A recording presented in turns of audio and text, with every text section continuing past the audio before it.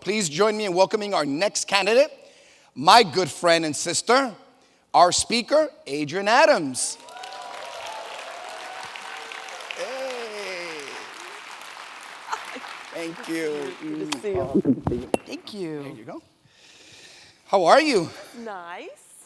Isn't this nice? Yeah. It's nice. Well, what's nice is look at these all the beautiful people. Look, Yeah. they're here for you, Adrienne. Oh, okay. It's like sitting in my living room. This is good. It's good. So, speaker, Yes, sir. a topic we've talked about, and I think it's really important for our educators in the room. And we believe that strong early education is dependent on a strong, stable early childhood workforce of leaders and teachers. As you know, and you've been very supportive at the council, 90% of those members for us are black and brown women.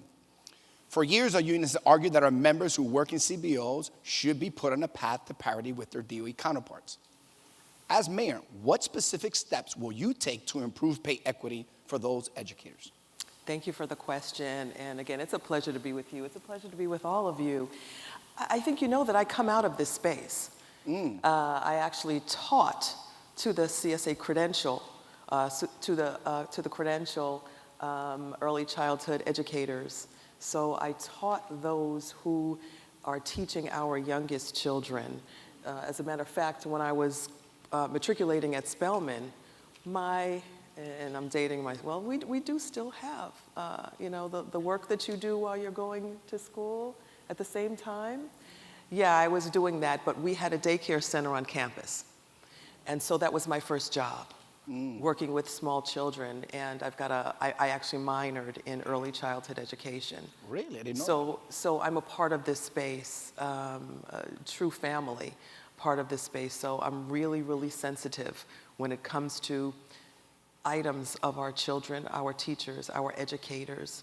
And as mayor, the work that I've done is going to expand as the work that I've done as the Speaker of the City Council. We have always advocated for education, for the issues of CSA.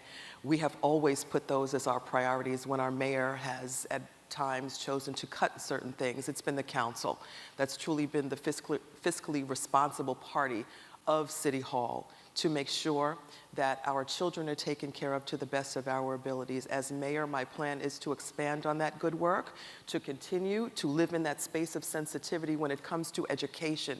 I was education chair of Community Board 12, so we'll talk about that. I don't know if the time will permit, but I've got so many stories in education coming from this space. This is a priority for me since I was 19 years old. Oh, thank you.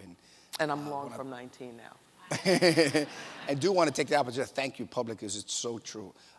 You've been such a staunch advocate for education, not just as leader of the city council, but your chair, Rita Joseph, and Yes. Justin have been really good to us in education. So I want to thank you publicly. Absolutely. Let's give her a round of applause. Thanks. Yes. Yes. Madam Speaker, you know firsthand the obstacles faced by City Council to fund our public schools.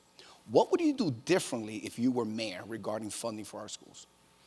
Wow, that's a great question as well, because I'll just say I never wanted us to be the council of restoration, which is what we've become over these past 3 years because of the uphill climb, quite frankly, that we've had to deal with this administration. It's been tough. I didn't used to want to talk about it, but there are some things that you've got to talk about, and you've got to let the light. They say sunlight is the best disinfectant. So I've learned that in this capacity to just tell it. And I've been very vocal about my dismay over the funding and, quite frankly, the treatment. And it's almost like, oh yeah, you guys. When it comes to the activity of the administration over the past few years, and realizing again that it has been the City Council under my leadership who have been really the force behind this and saying, you cannot do this to our educators, to our schools. We have got to appropriately fund and do a much better job when it comes to taking care of our educators. So as mayor, once again, I will not only work on the things that I have done, but my plan is to expand on that good work that I've done as the speaker. My plan as mayor is to expand on that good work. We need to build and not restore. Thank you. Thank you. The state always debates mayoral control. As a mayor, what checks and balances would you be open to in order to give educators, school leaders, and parents a greater voice? There has to be equity at the table. When we take a look at mayoral control, there has to be a voice from the educators, from those stakeholders who are truly, truly the ones that rule the roost when it comes to education. If we have a mayor who sits back and makes the decisions and, rules with an iron fist, it's my decision, my way or the highway, someone that speaks of themselves in the third person, I'm not naming any names, but as mayor and a person, again, who has lived in this space, respects this space greatly, my job is to be in collaboration with my fellow educators. I've never taken that hat off. So it would be my job and my responsibility to continue to be in collaboration with my fellow educators. I need you at the table with me as mayor. I need you with me to make those decisions with me, because no one knows better than you do what you need. And I would be here to listen to you and to hear your needs and to act on them appropriately. Thank you for that. We greatly appreciate that. I think as school leaders and administrators, we understand that we need to make decisions sometimes, Yes. but we lead in consensus with our parents and our teachers, our school aides, custodians, and hearing you say that you'd be willing to closely work with us to make those decisions, I think are really important. Thank you. The city's been unable to hire enough safety agents in our system, and we still have schools, Speaker, without an assistant principal. We had 200, we're down to about 50 now. Given the rise of violent incidents in schools and within our communities, and in fact, if you haven't heard, there was a child shot in the Bronx in the head outside, close to a school. What plans would you implement to address the rise in school-based safety concerns that we are concerned about? Wow, Henry, that's the question of the hour. We saw this coming maybe about 2-3 years ago or so, or just around the time of the pandemic, or just prior to it. And it was during budget season like this, and folks were actually petitioning council members, this was before I was speaker, folks were actually petitioning council members to decrease the number of school safety agents. And you know what my thoughts were. Are you out of your mind? We can't do that. There is no way in the world that we can decrease the number of those who are keeping our children safe, particularly, and again, it's personal for me because most of those people, if not many, look like me. Correct. Those folks actually bring orange juice to our students. They bring breakfast to my students in District 28 in Southeast Queens. They have been aunties and moms and grandmothers to my babies in my own district. So the mere thought of ever reducing instead of growing that number was preposterous to me as the council member for District 28, the council member who always prioritized our educators. The first annual event that I gave almost 10 years ago, and it's still the first annual event that I give, is a coordination with all of the principals within my District 28 in Southeast Queens. And it is to gain best practices. It's so the principals can show off, and so the principals can look at me like Santa Claus and give me their wish list for the year so that we can go down and know what the children want, what the teachers want, what everyone in those schools need, from technology to new bathrooms to new auditorium equipment. So I cannot ever deprioritize school safety. My children go to these schools. My grandchildren, I mean. And they're your children.